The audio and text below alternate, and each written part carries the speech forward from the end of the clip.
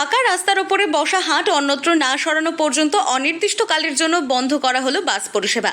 ফলে গুরুত্বপূর্ণ এই রাস্তায় বাস পরিষেবা বন্ধ হওয়ার কারণে সমস্যায় পড়তে হতে পারে বিস্তীর্ণ এলাকার মানুষদের।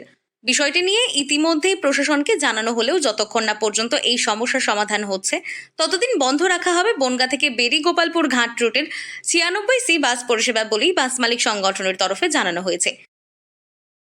96C বাস বেরিগোপালপুর টু বনগাঁ আসে।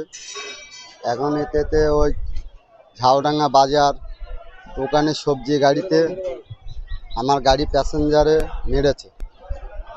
ওনার অপরাধ হচ্ছে, উনি শুধু একটুই বলেছে যে দাদা একটু ভ্যানটা একটু সরিয়ে দেয়, তা ওনার হাত ধরে টেনে নিয়ে মারধর করা হয়েছে, প্লাস আমারও ধাক্কাধুক্কু দিয়েছে।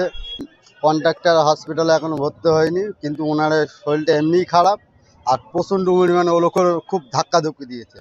আমি 1584 কন্ট্রাক্টর, আমারও ধাক্কাধুক্কি দিয়েছে, আমিও অসুস্থ, যার ফলে আমরা এই গাড়িটা বন্ধ করে রেখেছি।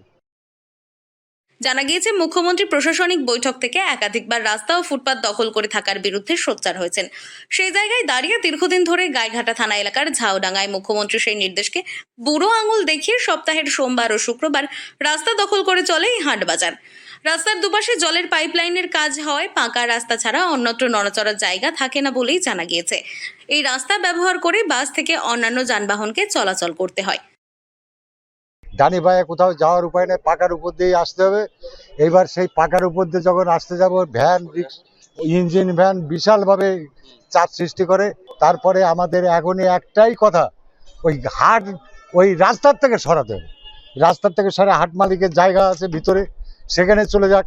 রাস্তার উপরে কোনো গাড়ি যাতে না থাকে, তাহলে আমরা চালাবো। হাট সরাবো রাস্তার থেকে, তারপরে এটা কথা।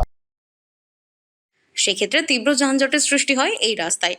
এদিন ওই হাটের যানজটের মধ্যে পড়লে বাসের কন্ট্রাক্টর নেমে রাস্তার ওপর থেকে মালপত্র সরিয়ে বাস যাওয়ার জায়গা করে দিতে বলে। অভিযোগ, এর পরে বাজার মালিক সহ অন্যান্য স্থানীয় ব্যবসায়ীরা ওই বাসের ড্রাইভার ও কন্ট্রাক্টরকে নামিয়ে বেধড়ক মারধর করে।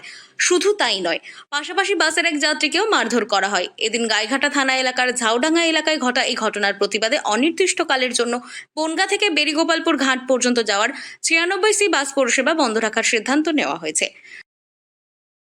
মাননীয় মুখ্যমন্ত্রী আমাদের নেত্রী একটা কথাই বলেছে যে ফুটপাত দখল করা যাবে না। আর এই যে আজকে না, এটা দীর্ঘদিনের ব্যাপার। বাসের কন্ট্রাক্টর, ড্রাইভার থেকে শুরু করে এরা মানে বেরিগোপালপুর টু বনগাঁ আসতে গেলে মানে জামে জাম ওই হাটের দিন। তা আজকে বলার মধ্যে আমি যেটা শুনেছি, কন্ট্রাক্টর লেবে বলেছে দাদা ওইটা একটু সরান, মানে কি একটা নিয়ে বসেছে, বললে ওরা মানে বাসের থেকে লাগিয়ে কলার ট্রেনে নিয়ে বেধড়ক মার মেরেছে। তা পরে মালিকরা আমাকে ফোন করেছিল যে এই ব্যাপার, আমরা বাস বন্ধ করে দিচ্ছি, কেন শ্রমিকরা।